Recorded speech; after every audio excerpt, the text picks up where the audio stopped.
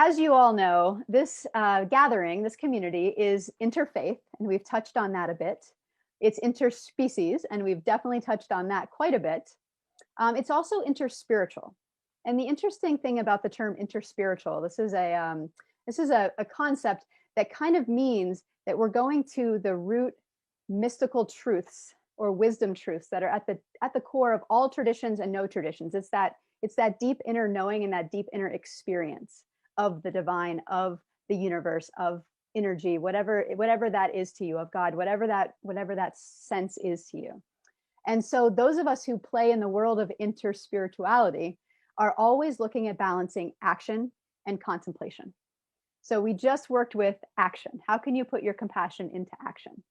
And the next practice that we'd like to guide you through is a practice of contemplation, so that we can really work on balancing and blending these two things in our lives. So the practice we're going to do, it's a takeoff on a monastic tradition, a contemplative monastic tradition. If you've heard of any of the Divina traditions, there's Lectio Divina and Visio Divina. And in general, these were techniques that the mystics used to deepen their experience, to have a direct contact with the divine, with the great mystery. And we have created a version of this that we call Compassio Divina.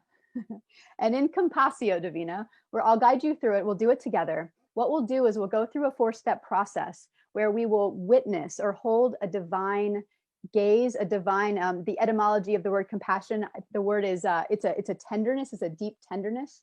So we'll hold this space of deep tenderness for a set of beings or an issue or a topic.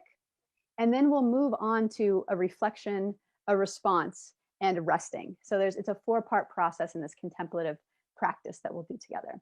So I'm going to ask Phil to bring up our slide. We'll be doing our Compassio Divina today on the topic, as Kara so brilliantly pointed out in her video, the topic of the dairy industry.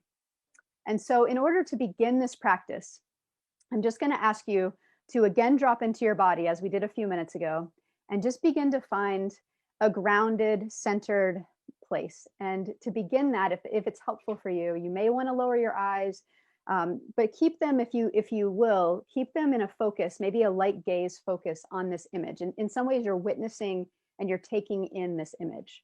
And that is part of the process, is to kind of take in this image, but maybe just a soft focus on everything else around you so that your attention really can be on this visual and the story or the sentences or facts I will share with you as we witness this being and this industry.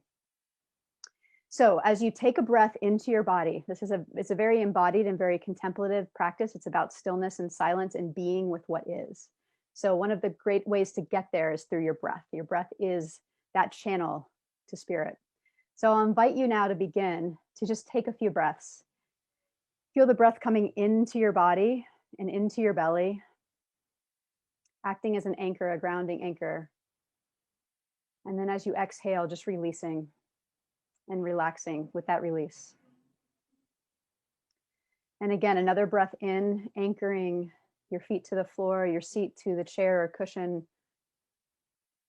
And a release and relax on the exhale.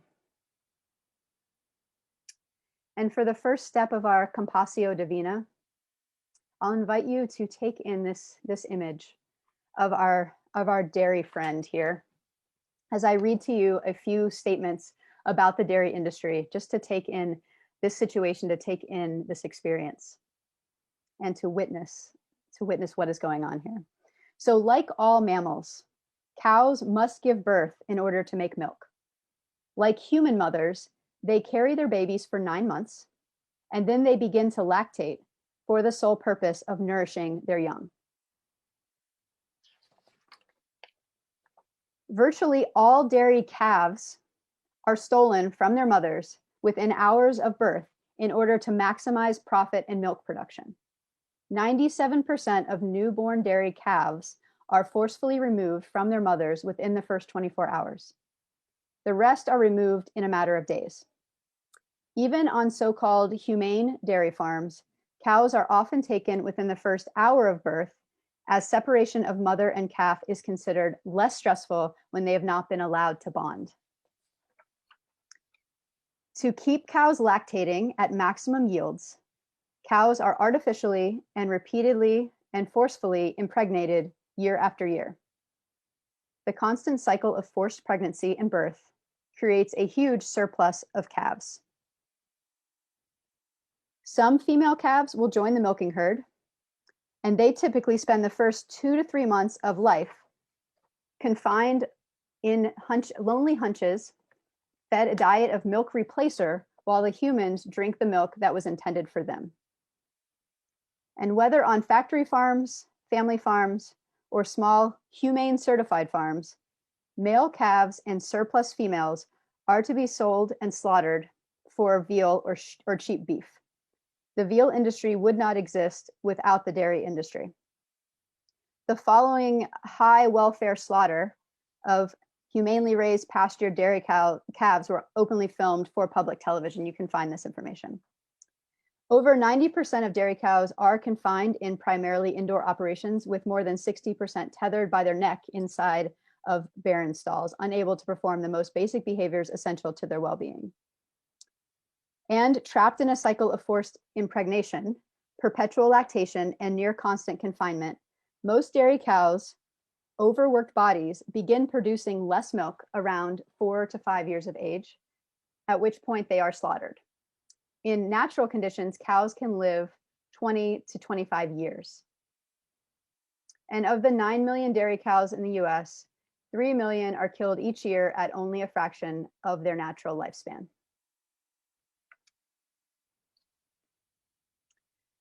So just take another moment to witness and hold a deep tenderness in this practice as we gently transition into the second part of this contemplative practice, into our reflection. And at this moment, now I'd like you to direct your attention inward into your body and reflect on what's going on for you in there. What is happening from your physical body? What do you notice in your physical body? Just do a scan. How are you noticing this witnessing showing up in your physical body?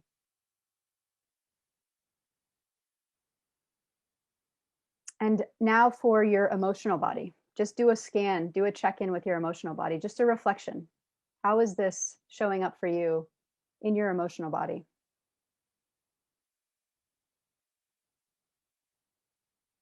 What are you noticing?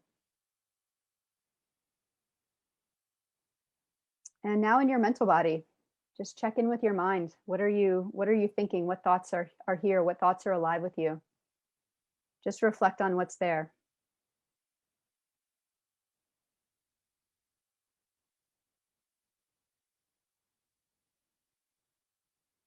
And then finally, spiritually, just reflect into your sense of spirituality inside, and notice what's coming up for you from a spiritual lens. What's happening in your body? What are you noticing? Reflect on your spiritual response and reaction to what you just witnessed.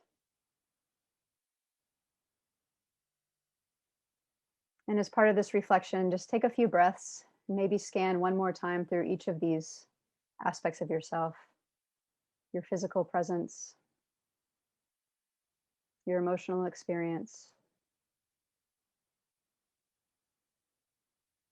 your mental experience, your spiritual experience.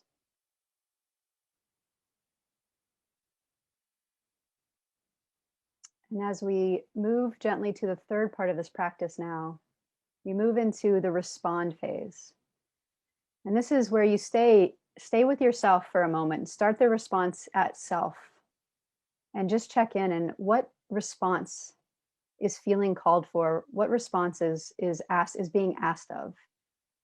And perhaps it's a need for compassion for yourself in this moment for the witnessing that you just did.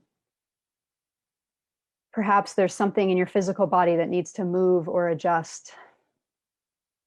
Perhaps some breaths as a way of releasing energy if you're noticing that energy has been built up from this experience.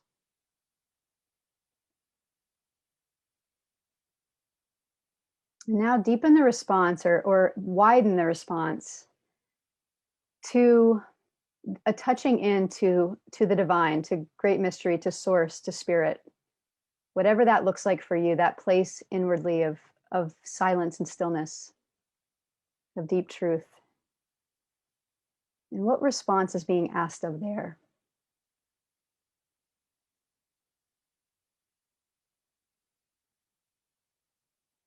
Whatever you naturally feel, whatever's coming up for you, there is no right answer. You're just noticing, and you're just allowing the most organic response that wants to emerge to come up.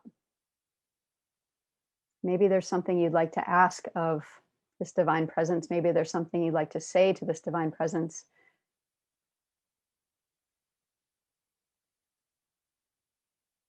And then one more layer of response as we stay in this part of the practice. Is there any response that's feeling like it's coming up from you from an outward perspective, from a looking out? Is there something that you're being asked from within to do?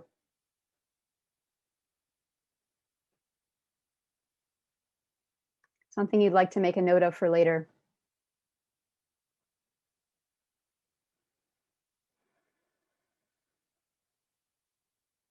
Is there something you'll want to write about this? Is there something you'll want to pray about this? Is there something you'll want to talk to someone about this? Is there more witnessing you'd like to do? Is there more information you'd like to gather? Just what responses seem to be arising organically within yourself from your deepest inner knowing, your deepest inner truth, and your deepest inner wisdom?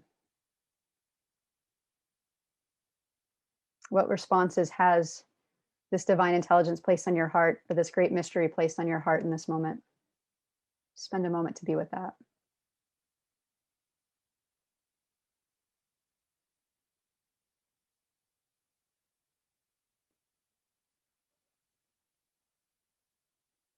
And as we transition to the last piece of this, which is the phase of rest, this is where we use this compassion practice as a portal, as a channel, as a connection to the divine, knowing that this is great compassion, that the divine energy is great compassion, that God is great compassion.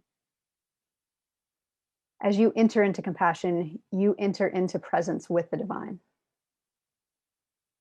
And take a moment to just rest there, to feel what that feels like to be in this communion, in this connection, in this unity with great compassion, with capital C compassion, with God compassion. And just rest. Allow yourself to rest in this compassion that's here for you and is here for all beings.